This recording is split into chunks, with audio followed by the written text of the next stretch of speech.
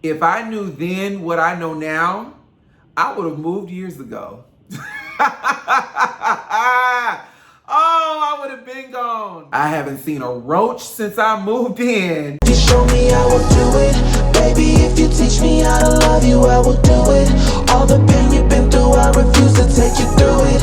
Baby, if you teach me how to love you, I will do it. I promise I'll prove it. Such a salient pain. What's up, cousins? Welcome back to my channel. It's your boy, your bro, your favorite cousin, DJ the Singer. If you're brand new here, go ahead and hit that like button, hit that subscribe button, and go ahead and turn on your notifications so you can be the first to be notified when I drop new content. You guys, I have not done a story time in so long, probably since the pandemic, and I said for years I was gonna get back to it, and now I'm finally getting back to it. So today I'm going to tell you guys the story about how I ended up in my brand new apartment. I also want to say this is not a video to trash my former roommate, but as a songwriter, I believe that if people wanted you to write warmly about them, they would have behaved better. My ex-roommate and I have been friends roughly 15 years. When I tell y'all this was my dog, like when my daddy died, he was right there. We drove cross country from Atlanta to Texas to New Orleans and back. Like, we've worked together. We have laughed together, cried together. There was Batman, there was Robin, there was Thelma, there was Louise, there was peanut butter, there was jelly, and then there was us.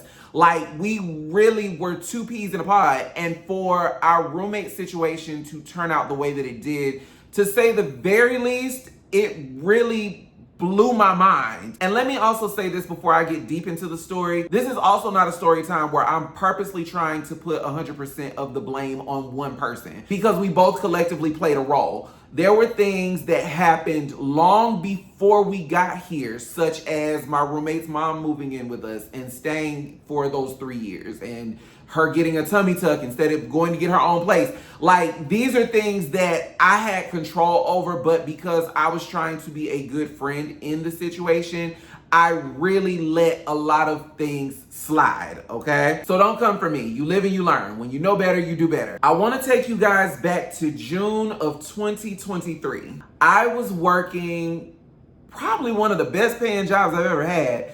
And we were moving out of our 2-bedroom apartment in Stone Mountain. We had been undecided about whether or not we were gonna renew for another year because they had gone up on our rent once again. And both of us kind of wanted a fresh start. I went through the process of finding another apartment in Atlantic Station. I called ProMove. I got the rates. I went and saw the apartment. I did the inspection. I signed the paperwork. I did it all. Even down to us moving out of that apartment. I knew we had to be out by a particular time, and therefore I packed up all of my stuff, got my own U-Haul. I was really preparing to move. Meanwhile, he had not packed anything. So to me, that was a red flag. When moving day came, my mom, my brother, and his girlfriend at the time, she is now his fiance, all came to help me pack my U-Haul and move the stuff into my brand new apartment. I had gotten the keys.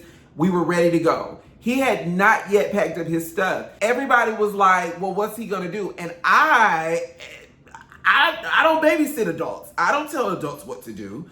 You know, if you don't pack your stuff, you just don't pack your stuff. And he had not packed anything. So we packed up all of my stuff, moved it over to the new apartment, and before we ended up leaving, he was just like, can I use the U-Haul to move my stuff? Now, me being the person that I am, I'm like, sure, why not? But then my brother and his girlfriend were like, why do you need to use your U-Haul? He ain't got no funds to go get one. Like, he didn't even pack his stuff. Like, he's trying to move his stuff on your dime. No. But me being the good person I was, why not? Well, we moved into this apartment in Atlantic Station, okay? And if you guys know anything about the city of Atlanta, you already know that Atlantic Station is somewhat uppity, but it's still somewhat affordable. And in this particular apartment complex, you need a sticker if you live there to park, or else they'll boot your car. And I remember on numerous occasions, not only did I tell him to go down to the leasing office, tell the people who he was and sign that lease, but I also told him, go get your decal. That's what it is, not a sticker, but same thing, it's decal. Go get your decal, put it on your car so they don't boot your car. Well, after about the 4th or 5th boot, he finally went and got his decal, but unbeknownst to me, he never put his name on the lease. Stay tuned. This next part is gonna go kind of quick because I'm gonna give you guys the important stuff. We moved into this apartment June of 2023. I lost my job at the end of June. I did not start my new job until January of 2024. Between those 6 months, regardless of how I paid my rent was paid, okay? Granted, it was never on time because he never had his half, okay? What kept me renewing my lease, because I know somebody's gonna ask that question, like, what kept him as your roommate? I honestly just did not believe that I would be in a position where I would make enough money to pay my own rent. It was almost like we were codependent on each other. I didn't want to move back to Athens, Georgia, because I would have felt like a failure. And I didn't want to move back in with my mom. Like, I love my mom and I appreciate her for always leaving the door open for me to come back if I needed to. But by that point, I had already been on my own. I've been on my own 15 years plus. And so to give up that level of freedom and access and adulthood only to have to move back in under someone else's roof and live under their rules, and you have to suppress it, like it's too much. I'm a grown man, figure that shit out. It was then in this season that I also realized that I have a bad habit of letting people run all over me. I'm just a little too nice. At that time, it really bothered me to say no. It was uncomfortable, to say the very least.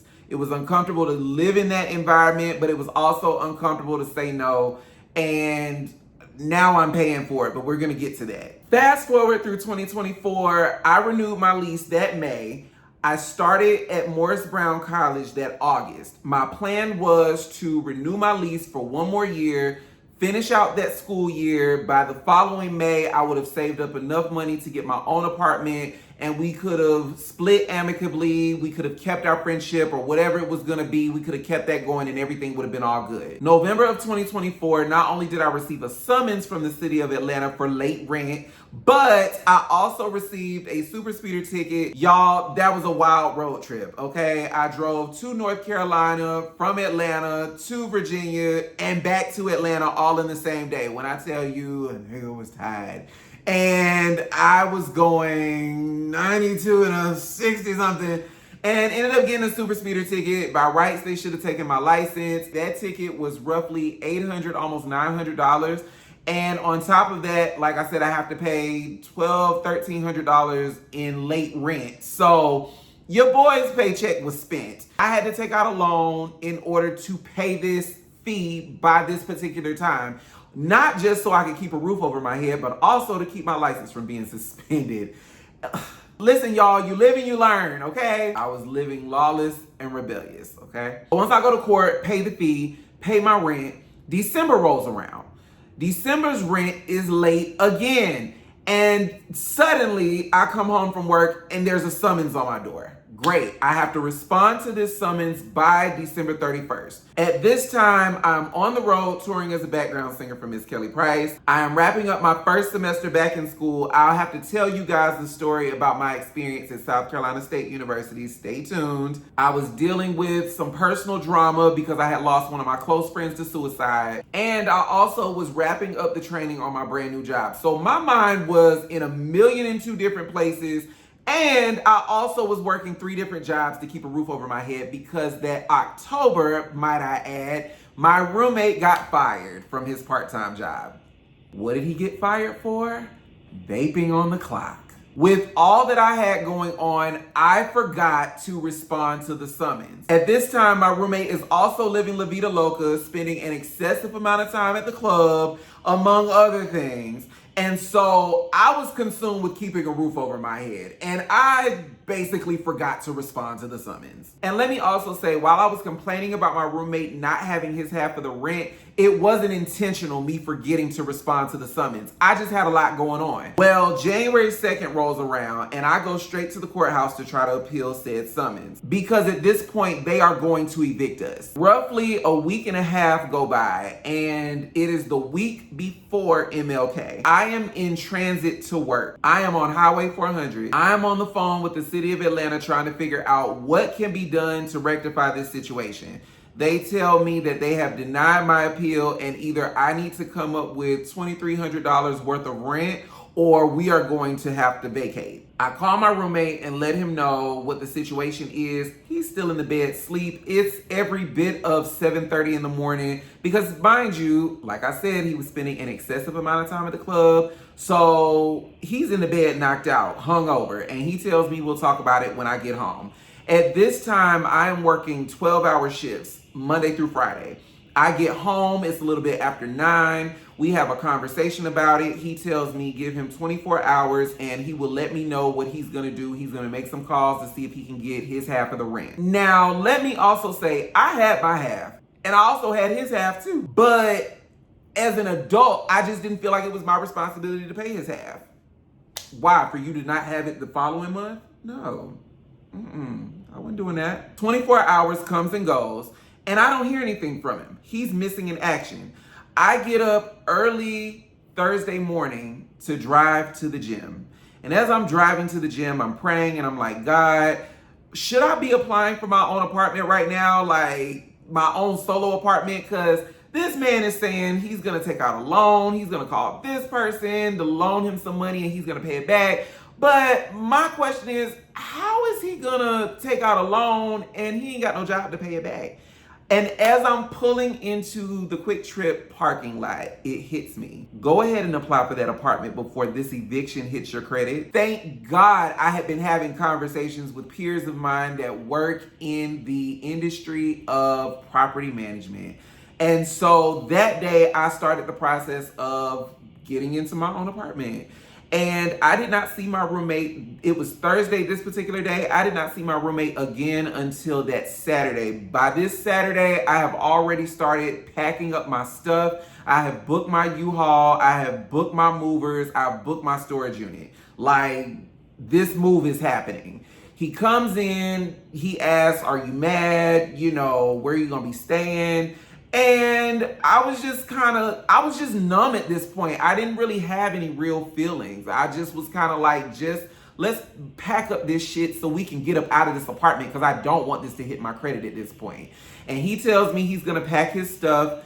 Saturday comes and goes. Sunday happens. Sunday afternoon, matter of fact. He shows up after a long night of partying at the club. Everybody in Atlanta knows that MLK weekend is like the pregame to Gay Pride. So he had been out at the club all night. He shows up 1, 2 o'clock in the afternoon. Hey, can you take me to Target or take me to Kroger to go pick up some boxes? Now, anybody that works in retail knows if you are not there at the latest 7, 8 o'clock, you're not getting any boxes because boxes attract rodents and roaches. So they're not holding on to that stuff. And so the people at the facility told him to come back the next day and they would give him some boxes. I come home, it's roughly 3:45. I am getting ready to take a nap. He tells me he's gonna go across the railroad tracks, which is probably a 10-minute walk to the actual Atlantic Station shopping center to go pick up some boxes from Publix. He'll be back in roughly 30 minutes. Okay, cool. Well, from this time up until 9 o'clock when I'm logging out of my business class, he shows up. And I'm like, well, where's your stuff? And he's like, well, I didn't make it because I stopped by this guy's hotel room and now I'm here.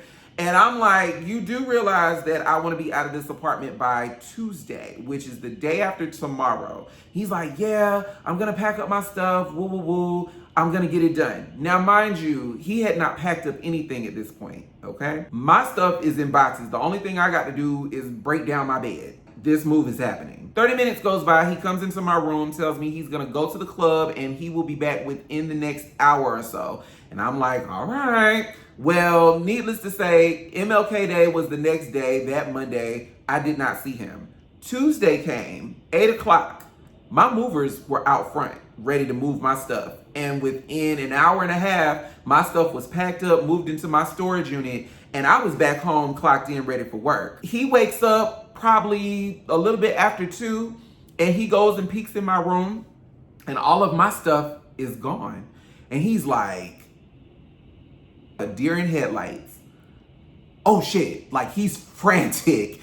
And I'm like, is everything okay? He's like, where's your stuff? And I'm like, my movers came and picked up my stuff early this morning while you were in the bed, knocked out with your mouth open. Well, can you call your movers back and ask them to help me move my bed? Remember how I told y'all we were moving from Stone Mountain and he waited till the last minute to pack his stuff? Same process. And I'm like, no, like they came for me. You're gonna have to figure this out on your own. Do y'all know this man sat on the couch and watched the snowfall for the next 4 hours, got up, went in his room, and stayed there for the next 4 days. I took off that Friday as a mental health day and drove to my storage unit because by this point, it's days after I intended to move. I wanted to be going by Tuesday. It's Friday now. And I call his mom and I'm like, hey, I know you're at work. Like, I don't want to disturb your flow, but I'm really concerned about your son. And she's just like, well, what's going on? And I'm like, well, right now we're in the middle of a move and I'm sure he told you, but he has not packed up any of his stuff. And because he has not packed up any of his stuff, I need you to help us move because I don't want this apartment to hit my credit. She says, well, why are y'all in the middle of a move? And what do you mean you don't want this apartment to hit your credit? He didn't tell you we're getting evicted. Evicted, why? Because he told me he just got a promotion. A promotion where? So, long story short, he had been lying to both sides of the fence. And after an hour and a half conversation with his mom, she said, I'll see you first thing Sunday morning in the U-Haul. And she came and I stayed in my room the entire time while she packed up his stuff. And that was that. A week later, I got a bill. That bill rounded out to roughly $4,500. And he told me at the end of January, which is when I received the bill, that he would give me half of it. And to this day, I have not heard a word from that man. I have not seen that man. I haven't seen a single red cent from that man. But I hear from everybody else that they have seen him at the club, in the parking lot, among other places. And I just think it's disreputable that you would even call yourself a friend and do this. Like, your so-called friend is $4,500 in debt. By the grace of God, I got this apartment. And I'm so thankful because I did a bid. I served my time. We were roommates a minimum of 10 years. And I dealt with a lot of shit. I saw a lot of shit. I experienced a lot of shit. And I endured a lot of shit. So I deserve this roof. And although my so-called friend that I no longer speak to, that I used to know, I don't know him, left me with $4,500 worth of debt, the level of peace and security that I have now is priceless. If I knew then what I know now, I would have moved years ago. I would have been gone. But it's all good. You go through things for seasons and reasons to bring you to certain points. And I definitely learned, I definitely matured, and I became a better person and a better adult because of it. I don't miss a bill, and my bills are not late. I haven't seen a roach since I moved in, and my property manager has not a single problem out of me. I wish my previous one could say the same in regards to my roommate. I don't know her. But that's all I got for this particular story time. If you guys enjoyed this story and want more episodes of story time, go ahead and hit that like button. Turn on your notifications so you can be the first to be notified when I drop new content, and subscribe to this channel and share this video if you care. Until next time, I'm your boy, your bro, your favorite cousin, DJ the Singer. Stay far away from haters. They make you itch.